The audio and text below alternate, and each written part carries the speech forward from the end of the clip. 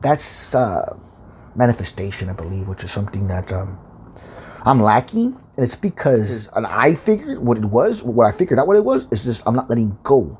I'm doing things without attachment, doing things just for the free will. Put value out there with nothing attached, and abundance will follow. That type of thing. Where the fuck that just came out of? Real simple thing. The more you listen, you're awakening to the possibility of hearing the divine in you. When someone else is speaking, you're listening to the possibility that maybe the divine is speaking through their words in some form or fashion, or maybe that what they're speaking is going to give you a clue, which is going to trigger the divine to bring up a bigger answer. But if you're yapping all the time, you're not able to see anything but what you're currently stuck in. You're absolutely in quicksand in that moment until you begin to listen. And once you listen, then you can reach out and grab the branch and start to pull yourself out of the quicksand. Okay, so what he mentions about the last one, when I just mentioned it, the way he sees it, and it just goes good with what the chief says, it's just take the first step, take the step into the unknown, and the next step will be shown to you. You know, this is where it says set the intention. Don't worry about the how. Don't worry about how are you going to get there. Don't say yes. Just say yes first and worry about it later. That's what Master Sharia Krishna says. You know, he says say yes and then worry about it later. Meaning, you know, take the first action, which the first action is it's the hardest thing to do, but it's the most important one to do. I'll take you over now, Pooch. Pooch wants to go out, so I'm trying to hurry this up real quick. Not able to efficiently bring things into being. See, when you're in balance, it's easy. Things just unflow because it's one step, another step, one step, another step. Because that's how life is. Life unfolds one step at a time. It's not in quantum leaps. If you believe in quantum leaps, go ahead. I think you're going to be highly disappointed. Because what I've learned is a natural evolution and a demonstration of a prayer. There's a natural evolution and a demonstration of healing. There's a natural evolution and a demonstration of wealth. There's a natural evolution in the ability to better self-love. There's a natural evolution in the ability to love someone else more.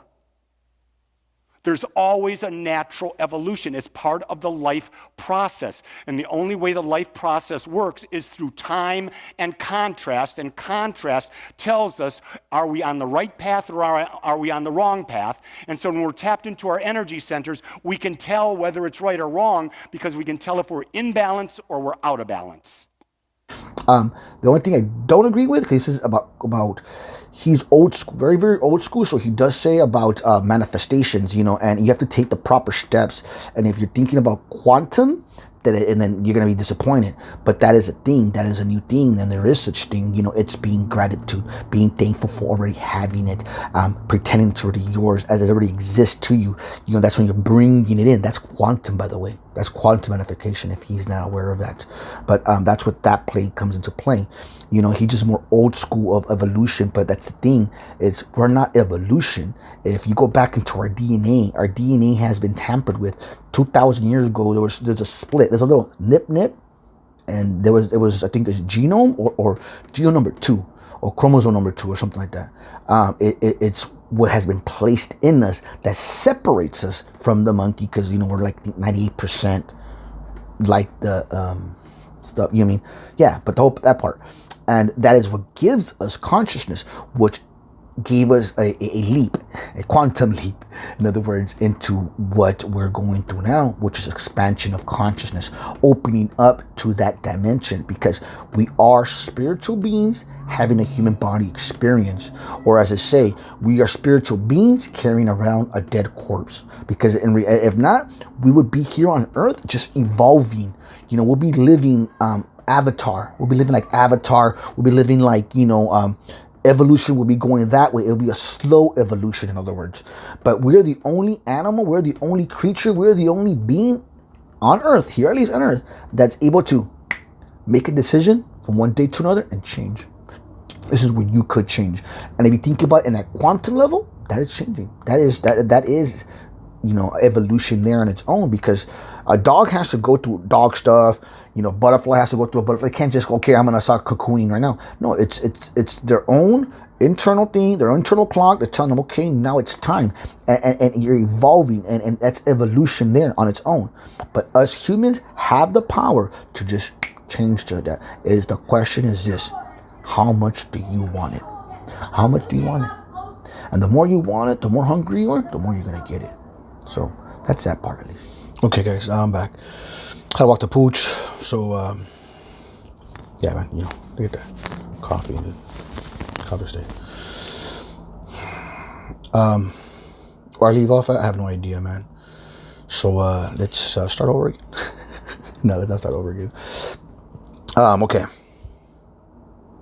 Let's just stop the video and start again, because this is how I start getting messed up in my videos and my editing, is because I stop it and then I have so many fucking clips instead of being all continuous one, which flows. So that's the part that I hate, but since putting it to poop and stuff, so yeah. So give me a second. Let me catch up real quick.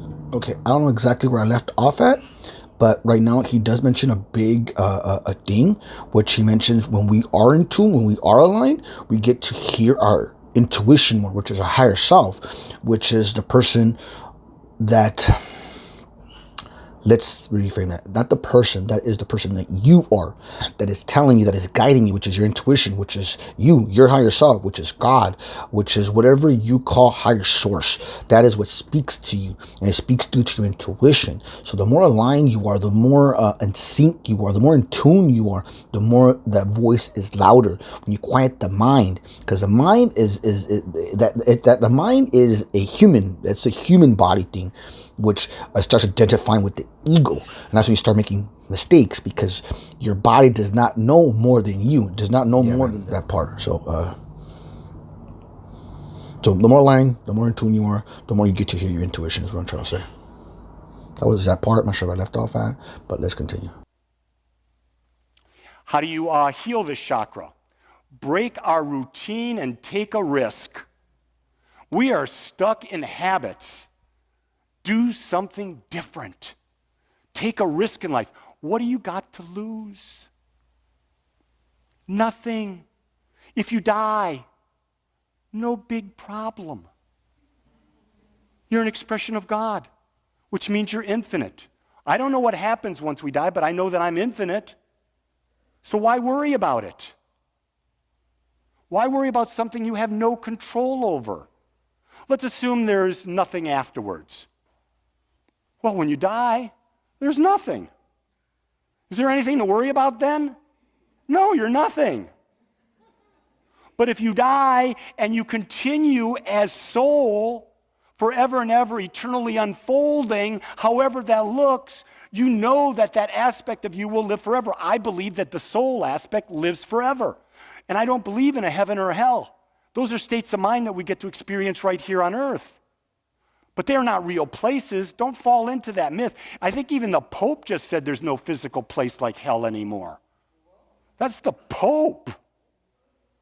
You know? He had smoke come out of a chimney, so you know he's got to be right. So this is where he does make a good thing. It's healing tips to heal the chakra is take a risk. To take. Okay, he mentions about death here on this one at least. I'm gonna go back on the first one, but right now, since I heard it, he's talking about death. And what exactly is death? It's when we die, but it's in the human body experience, you know, because our body, or our avatar, our vessel can no longer. That's a part of Gaia, you know. It goes back.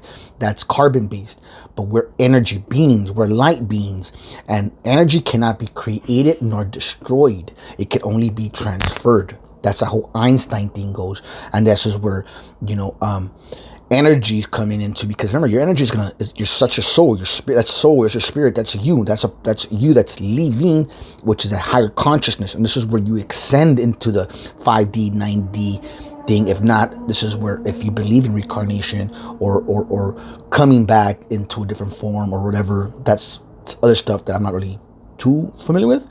But our concept of death, our perception of death, you know, it's what this is what I believe happens. That's what's gonna manifest. So if you don't believe in nothing, if you're atheist and don't think nothing of it, then that's where you're gonna be. You're gonna be in limbo. You're gonna be stuck. Because your perspective, this is where dreaming is a big example. You mean the way you dream, it's just super conscious, or people call it subconscious, but I call it super conscious. Your super conscious is working. This is where lucid dreaming comes in play. We can control that reality. And a good example I can give you is, I think, is Muslims, or I don't know what form of Muslims believe in like 7 wives or 21 wives when they die. And if they believe that, then yeah, that's what you're going to get. When you die, you're going to receive 7 virgins, because that's what you believe. That is your perception of your reality. That is something you're creating. Thoughts are powerful. This is, to me, when people say thought, I think about imagination, because our imagination growing up is destroyed. It's killed. You kill your, when you're make-believe friends, when you're playing, when you're creative, your imagination is bright. But you grow up, society, your friends, people teasing, and, all that starts getting programmed into you, so it goes away. But, that's why. So creation, is that what I said? He owes me huggies. He didn't give me a huggy. So, I don't know what I left off at. What was I saying? Yeah, so we'll continue. Essential oils. This keeps coming up everywhere I look. Essential oils have a benefit. You have to learn to take a deep breath and take a step back. Deep breathing helps you become balanced. And when you become balanced, you can take a step back out of the situation and observe it and become an observer. Meditation and mantras, this is my favorite one. Also work with an energy healer, not any energy healer, someone that is very good and you resonate with. Let go of unhealthy attachments. We've got so many unhealthy attachments that we blindly buy into, and they're just nonsense. I was not recording, man. So let's start again. We said essential oils. Essential oils is big. Oh my God, I just was on a roll there, man. But fuck, it wasn't meant to be. So this is where, don't dwell on it. It's okay. It wasn't meant to be. If not, I would have been recording. But there was very key things I was talking about when it came to essential oils and the breathing work. So when you're breathing, essential oils, which is about shamans, these oils, bath oils, aromatherapy, things like that. That's when it comes to oils. Now, when it comes to conscious breathing, I call it conscious breathing, not breath work. And for the reason being is because it's more like, oh my God, I have to fucking go to work. No, it's more like conscious breathing. You're focusing on yourself and you're focusing on your breath. And that has been a fucking game changer for me. Big time. Why? Because I'm not reacting anymore. I'm responding. I'm taking time to understand what I'm saying. I'm taking time to understand which timeline I want to take. Because remember, every decision you make, every choice you're making is creating your timeline. So if you're reacting from the 3D self, you're not reacting from your higher self, you're gonna be led astray.